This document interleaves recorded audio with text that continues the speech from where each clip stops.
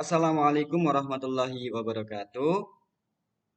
Kembali berjumpa dengan saya, Pak Fajar. Senang sekali bertemu dengan anak-anak sekalian semuanya. Meskipun dalam kondisi pandemi saat ini, kita harus tetap semangat belajar dan tentunya tetap jaga kesehatan. Baiklah, pada kesempatan kali ini, kita akan belajar bersama mengenai materi himpunan. Baik, adapun kompleksitas dasar yang ingin kita capai bersama pada kesempatan pembelajaran hari ini, yaitu menjelaskan dan menyatakan himpunan, himpunan bagian, himpunan semesta, himpunan kosong, komplement himpunan, dan menggunakan himpunan dalam masalah kontekstual. Oke, baik, mungkin dari anak-anak sekalian sudah ada yang tahu apa itu himpunan? Mari kita pelajari bersama. Apa itu himpunan? Himpunan adalah kumpulan benda atau objek yang dapat didefinisikan dengan jelas. Ingat ya, yang dicetak tebal dapat didefinisikan dengan jelas. Apa ada yang tidak dapat didefinisikan dengan jelas atau yang definisinya tidak jelas? Contohnya yang definisinya tidak jelas. Cantik. Cantik itu tidak jelas. Cantik itu relatif, subjektif. Nilainya orang berbeda-beda. Bisa saja si A ini menurut Pak Guru dia cantik. Tapi bisa saja menurut orang lain, biasa saja seperti itu. Makanya cantik tergolong kepada definisi yang tidak jelas. Kita lanjutkan. Soalnya yang selanjutnya ganteng. Ganteng ini juga kasusnya sama dengan cantik, tidak dapat didefinisikan dengan jelas. Kemudian ada lagi tinggi. Tinggi juga tidak dapat didefinisikan dengan jelas. Anak itu tinggi. Wah, tapi menurut orang lain, wah itu belum tinggi, itu masih pendek. Misalnya seperti itu. Maka dari itu, tinggi termasuk ke dalam sesuatu yang definisinya masih belum jelas. Oke, lanjut. Ada kata indah. Nah, indah ini pun termasuk definisinya tidak jelas. Indah ini bukan nama ya, bukan nama orang. Indah ini kata sifat, sifatnya indah. Nah, dari semua contoh yang definisinya tidak jelas ini, ternyata semuanya adalah kata sifat. Oleh karena itu, ketika kalian menemukan kata sifat, ini kemungkinan besar bukan merupakan himpunan. Kenapa? Karena definisinya tidak jelas. Oke, kita lanjut ke contoh yang bukan himpunan. Kumpulan bunga-bunga indah. Menurut sebagian orang pecinta bunga, bunga itu indah. Tapi menurut orang lain yang nggak suka bunga, wah biasa saja itu bunganya. Nah, misalnya seperti itu. Oke, lanjut contoh yang kedua. Kumpulan orang kaya. Orang kaya juga takarannya beda-beda. Punya mobil, punya motor, kaya bukan. Nah, pendapatnya orang beda-beda. Maka dari itu, kumpulan orang kaya bukan merupakan suatu himpunan. Lanjut ke contoh selanjutnya. Kumpulan siswa tinggi. Ya, ingat di sini memuat kata sifat tinggi. Tinggi juga bukan merupakan sebuah himpunan. Seperti itu. Nah, lalu contoh untuk yang termasuk himpunan seperti apa? Misalnya, kumpulan hewan berkaki 4. Sudah jelas ya, hewan berkaki 4. Kita bisa sebutkan apa saja sih hewan berkaki 4 itu? Ada sapi, ada kambing, ada apa lagi? Gajah, dan lain sebagainya. Loh Pak, itu tetangga saya punya kambing, kakinya cuma 3. Wah, itu artinya kasus khusus, spesial. Kenapa? Karena pada umumnya kambingnya kakinya 4. Kita lanjut ke contoh selanjutnya. Bilangan ganjil kurang dari 10. Kita sebutkan ya. 1, 3, 5, 7, 9. Nah, itu termasuk suatu himpunan. Lanjut contoh yang selanjutnya. Kumpulan siswa kelas 7F yang tingginya lebih dari 150 cm. Loh, di situ ada yang kata sifat tinggi. Kok masuk ke himpunan? Ya, memang di situ ada kata tinggi, tapi dilihat tingginya lebih dari 150 cm. Kata tinggi ini memang unik. Kalau dia berdiri sendiri, kata sifat, maka dia definisinya tidak jelas. Tapi kalau ada keterangannya, ada kriterianya, misalnya seperti yang dicontoh, lebih dari 150 cm, artinya itu definisinya sudah jelas. Yang 160 cm berarti masuk ke kumpulan ini. Yang 170 masuk kumpulan ini. Yang 120 cm tidak masuk ke kumpulan ini. Nah, itu maka kumpulan siswa kelas 7F yang tingginya lebih dari 150 cm termasuk ke dalam suatu himpunan. Bisa dipahami ya? Baik, kita lanjutkan. Mari kita perhatikan kumpulan objek berikut. Nah, yang pertama, kumpulan makanan enak dan pedas. Di situ ada kata sifat apa? Enak dan pedas. Maka termasuk ke dalam bukan himpunan. Lanjut, kumpulan hewan menyusui. Kita bisa sebutkan ya, hewan menyusui apa saja? Ada kambing, ada sapi. Nah, semua hewan mama dia yang menyusui. Berarti ini termasuk ke dalam himpunan. Kita lanjut, kumpulan anak pintar. Nah, di situ ada kata sifat pintar. Ya, ada kata sifat apa? Pintar. Pintar ini relatif, subjektif. Apa yang nilainya 10, 100 ini pintar, yang nilainya 90 ini pintar. Belum tentu ya, karena penilaiannya orang berbeda-beda. Maka ini termasuk bukan himpunan. Oke, kita lanjutkan. Kumpulan negara di Asia Tenggara. Kalian bisa sebutkan apa saja? Indonesia, Malaysia, Singapura, dan lain sebagainya. Artinya apa? Ini termasuk ke dalam suatu himpunan. Oke, lanjutnya kumpulan lukisan indah. Di sini memuat kata apa? Indah, kata sifat. Maka ini termasuk bukan himpunan. Mudah ya anak-anak ya? Oke, kita lanjutkan. Bagaimana menyatakan suatu himpunan? Nah, himpunan dapat dinyatakan dengan beberapa metode. Yang pertama, ada yang namanya metode deskripsi atau metode kata-kata. Bagaimana caranya? Dengan menyebutkan syarat atau sifat dari anggotanya. Misalnya himpunan A. Himpunan A terdiri dari apa? Bilangan prima kurang dari 10. Oh, berarti syarat sifatnya adalah dia harus bilangan prima yang kurang dari 10. Misalnya yang lain. Himpunan B berisi faktor dari 12. Berarti syaratnya yang masuk ke dalam himpunan B adalah faktor dari 12. Himpunan C, bilangan ganjil kurang dari 11. Selain bilangan ganjil yang kurang dari 11 berarti nggak masuk ke dalam himpunan C. Gitu. Karena apa? Syarat dari himpunan C adalah yang memuat bilangan ganjil kurang dari 11. Itu ya. Cukup kalian sebutkan syarat atau sifat dari anggotanya. Kita lanjutkan. Yang kedua, ada yang namanya metode notasi pembentuk himpunan atau disebut metode rule atau metode bersyarat. Himpunan dinyatakan dengan notasi pembentuk himpunan menggunakan suatu variabel atau peubah.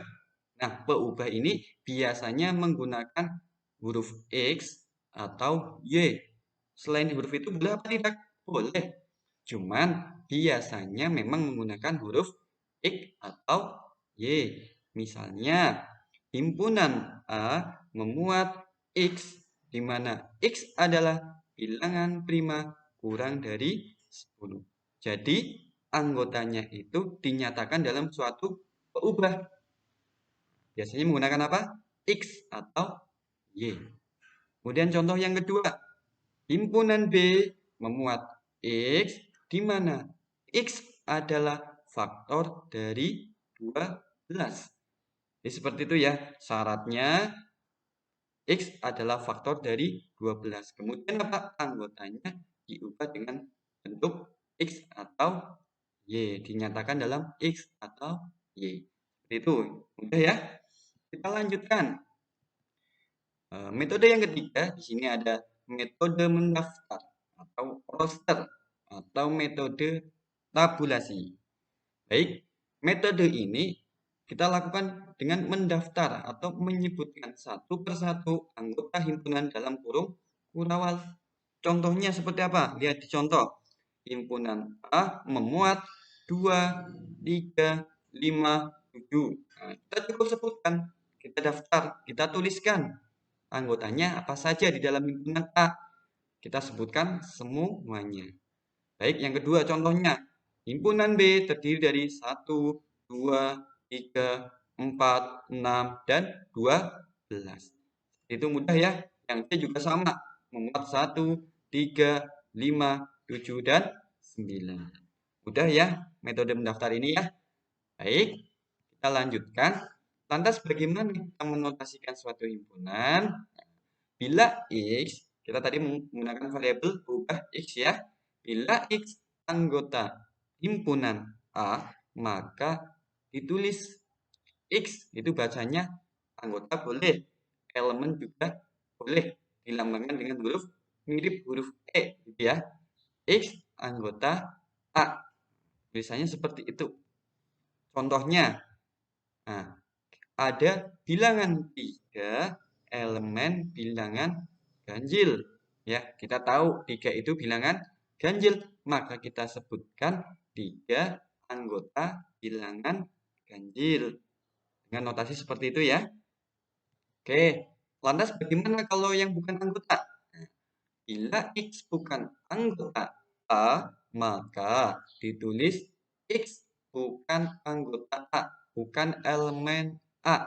Notasinya seperti apa? Seperti tadi, cuma ditambah garis. Misalnya kalau di tukang parkir itu ya, ada tanda P, itu artinya tempat parkir. Tapi kalau dilarang parkir, P ditilang, dicoret. Seperti itu ya. Contohnya, nah, misalnya 4. 4 ini bilangan prima atau bukan? Bukan ya. Artinya 4 bukan elemen, bukan anggota bilangan prima. Udah ya, seperti itu ya. Oke. Lantas bagaimana kita menyatakan banyaknya anggota? Banyak anggota himpunan A bisa kita tulis dengan notasi NA. NA. Ingat ya, dalam menuliskan suatu himpunan, kita menggunakan huruf kapital, huruf besar. Kalau himpunan A, berarti kita pakai huruf kapital A. Seperti itu. Misalnya, himpunan A menggunakan huruf kapital ya, berisi 0, 1, 2, 3, 4. Artinya, banyak anggota himpunan A ada berapa? Ya, NA itu ada 5. Gitu ya, sangat mudah. Kita lanjutkan.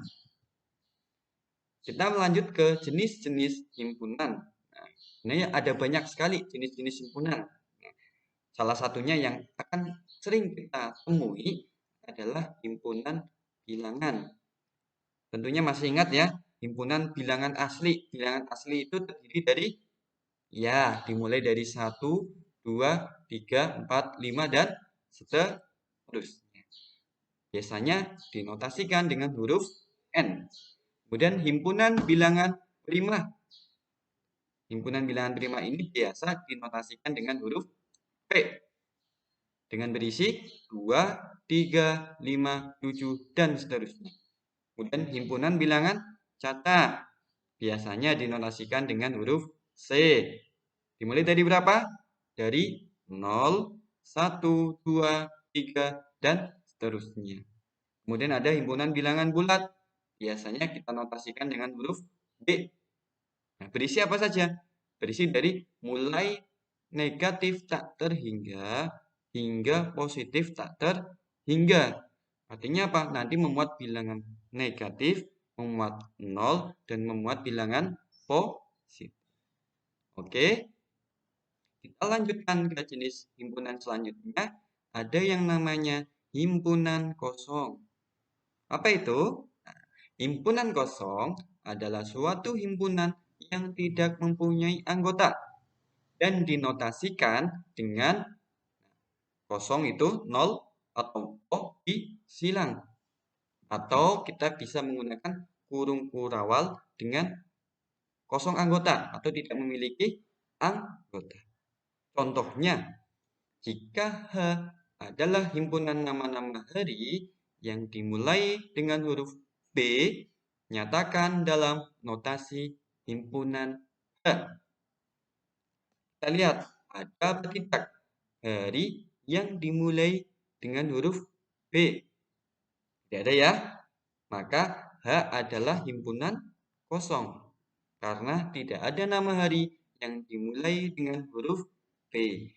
Bisa dimengerti ya? Oke, kita lanjut ke jenis himpunan selanjutnya. Ada yang namanya himpunan semesta. Himpunan semesta adalah suatu himpunan yang memuat sebuah objek pembicaraan.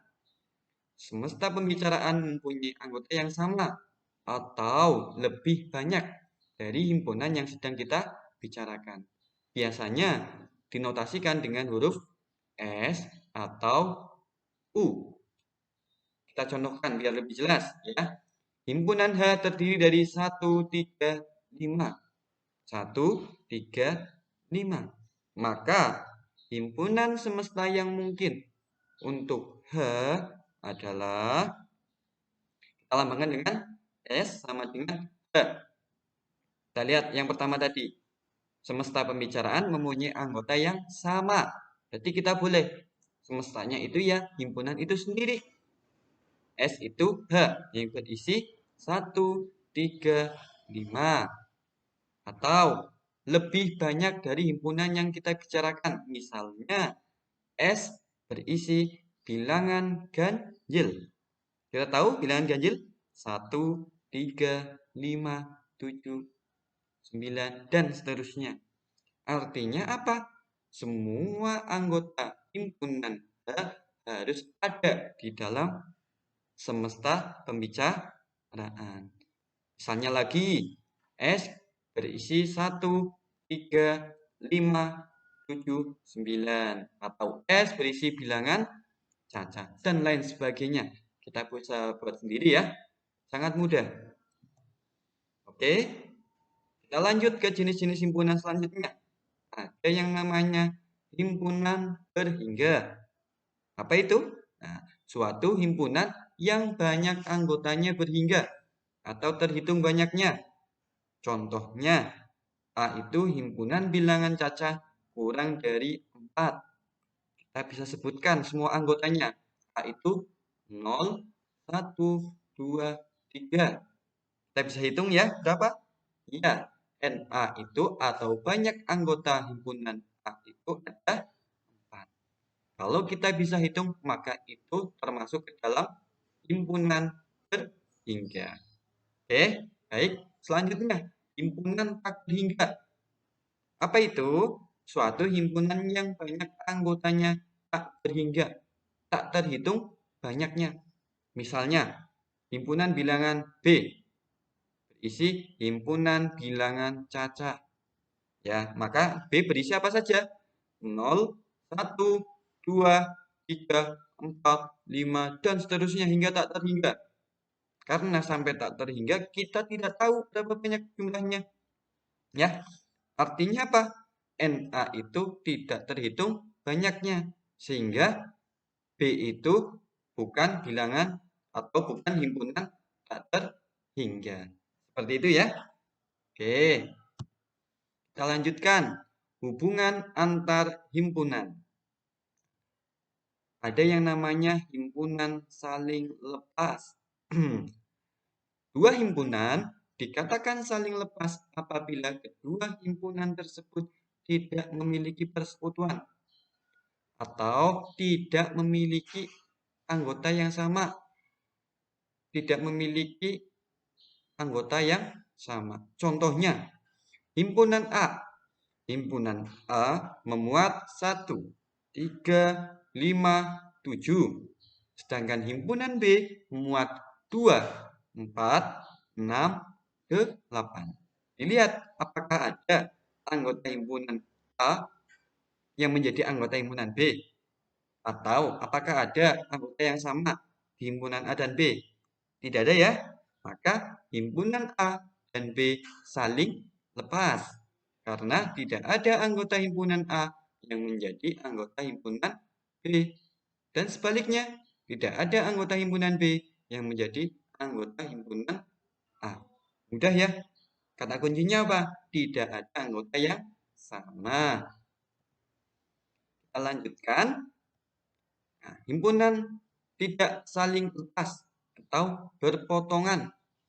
Dua himpunan dikatakan tidak saling lepas atau berpotongan apabila kedua himpunan tersebut memiliki persekutuan.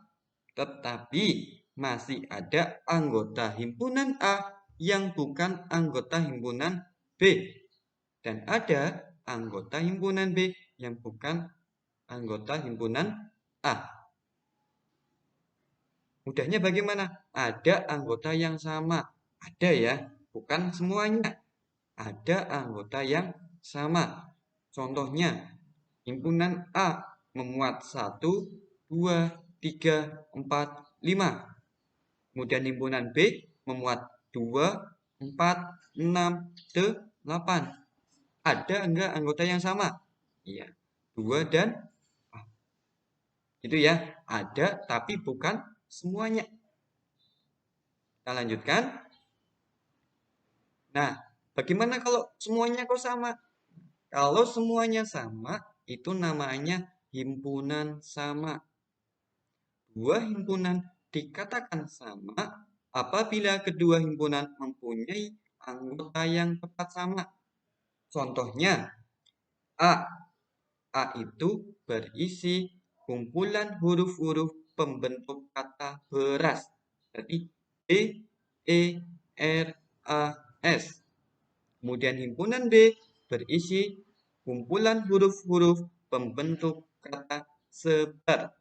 Berarti S, E, B, A, dan R. Kita bisa lihat ternyata himpunan A dan B memiliki anggota yang tepat sama. Sama persis. Keywordnya di situ ya. Oke. Kita lanjutkan.